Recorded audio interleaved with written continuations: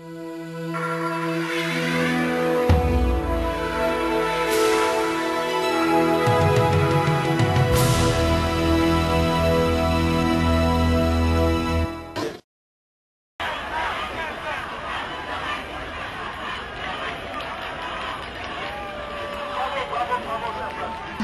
que le nègre n'a jamais travaillé, c'est une parole qui reflète la pensée non seulement de la personne qui l'a dite, mais aussi malheureusement de toute cette société qu'on voit aujourd'hui, puisque ça s'inscrit effectivement dans un registre raciste qui est aussi étatique. Et on voit bien que malheureusement, quand le racisme devient d'État, alors, si pour M. Guerlain, 500 ans d'esclavage, de traite négrière, de néocolonisation et de quoi que ce soit, ça montre que le nègre n'a jamais travaillé, mais est-ce que moi, je pourrais dire aussi qu'il y a des Blancs qui n'ont jamais travaillé?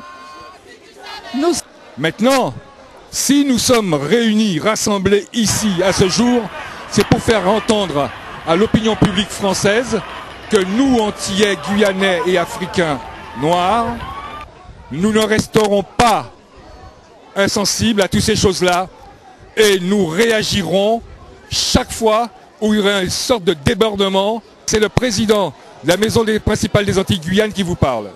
En fait, ces propos ont démontré que nous étions dans une société qui n'était pas juste, qui n'était pas égalitaire. Et je pense que cette mobilisation d'aujourd'hui montre bien le malaise de la société française dans laquelle on se trouve aujourd'hui. En dehors du malaise économique, il y a un véritable malaise communautaire, entretenu par ces associations SOS Racisme, qui ont divisé, opposé les populations et qui aujourd'hui ne sont pas là. Ils n'ont même pas porté plainte. C'est quand même incroyable, si vous voulez. Et les Noirs, comme d'habitude, sont tout au fond du panier social, sont tout au fond du panier de la misère, et c'est toujours sur eux qu'on crache en premier. Bon, très bien, on a l'habitude, on a grandi comme ça. On nous a fait rêver de république égalitaire, ça n'existe pas. Et on a bien vu aujourd'hui, avec l'exemple, c'est le communautarisme qui fait qu'un homme dans la société peut réussir à s'en sortir. Et c'est terrible d'être arrivé là.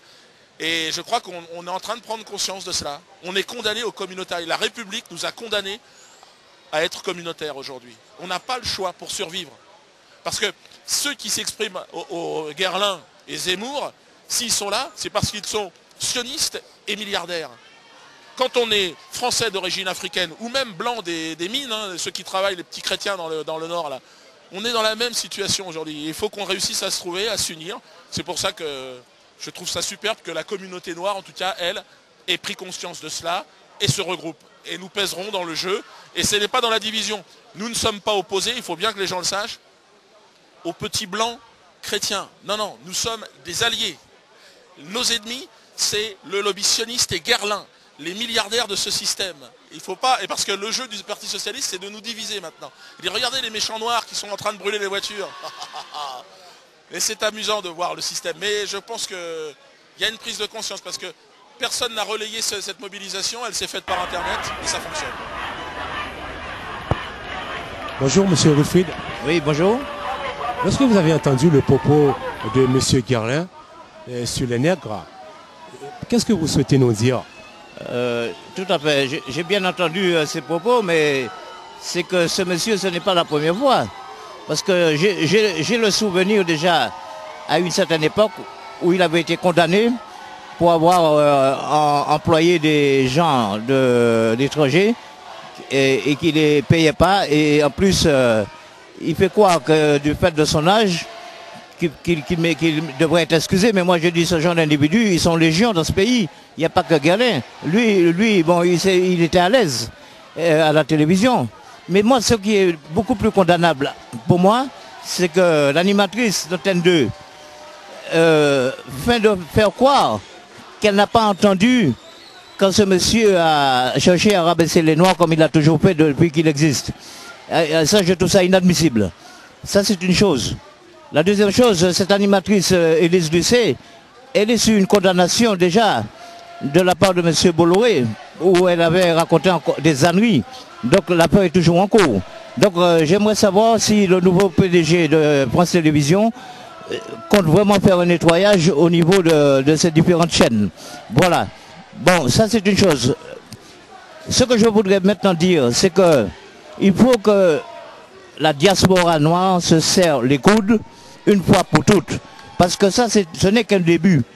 Et ça continuera. Parce que des Guerlains, il y en a plein dans ce pays, mais ils sont tapis dans l'ombre, comme le serpent est caché sous la feuille. Donc il faut qu'on les fasse sortir de leur trou. Et pour ça, il faut une solidarité.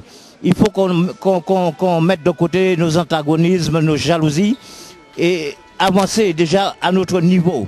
Je ne parle même pas, moi, je suis ressortissant de la Guadeloupe, je ne parle même pas de mon pays. Parce que là aussi, il y a beaucoup à faire.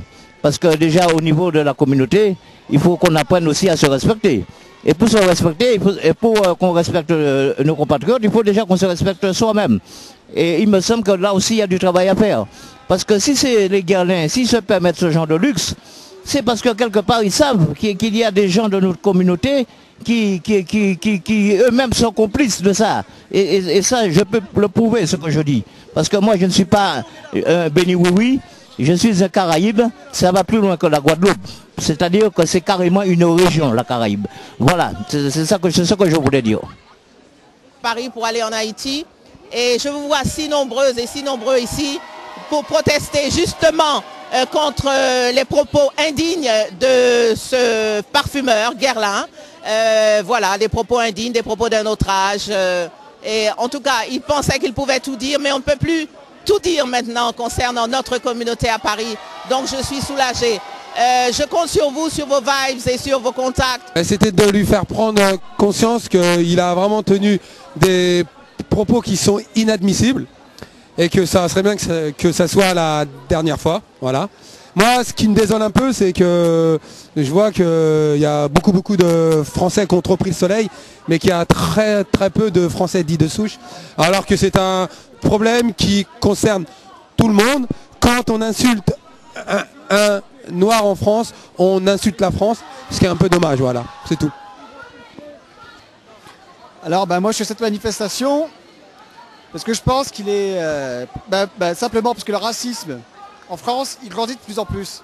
Il est légitimé de plus en plus. Monsieur Guerlain, on l'a vu à la télé, il parlait, c'était pas un coup calculé, il parlait tout simplement comme ça, comme si c'était des propos naturels. Eh bien déjà les hommes politiques devaient déjà commencer à surveiller leur langage et aussi s'intéresser un peu plus justement à ces enfants d'esclaves qui sont les descendants, nous les Antillais, les Réunionnais, les Guyanais et même les autres qui sont venus chez eux parce qu'ils sont venus récupérer justement le salaire que nos ancêtres n'ont pas eu pendant 4 siècles. Donc aujourd'hui, je recommence et je le répète, on mérite notre honneur, notre respect et la dignité pour nos ancêtres qui ont travaillé gratuitement. Aujourd'hui.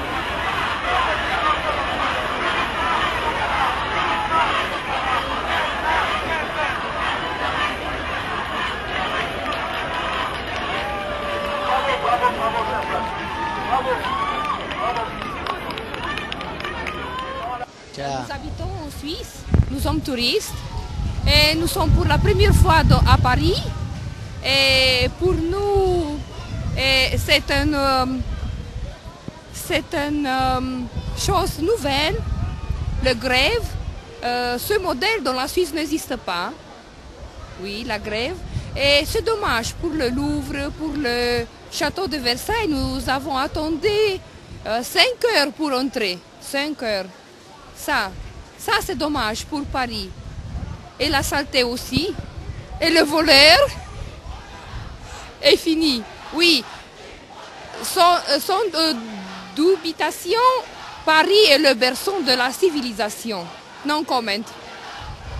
Merci, le message. Ciao. Voilà, bien, tout a été dit et puis vous avez vu, il y avait du monde, tout ça. Et surtout, j'espère que vous avez compris, le message qui a été passé, c'est adressé à tout le monde. Bon, il n'y a pas eu de débordement, mais c'était très pacifique surtout. Moi, j'ai apprécié, c'est ce que ces 2 touristes ont dit. Ils ont parlé de la France, ce qu'ils pensent vraiment. Je pense que c'est une réalité. Alors, j'espère que vous, les journalistes et aussi les hommes politiques de la France, vous ferez en sorte que la France qui représente le berceau de la civilisation. Voilà. Merci à vous tous et puis à très bientôt.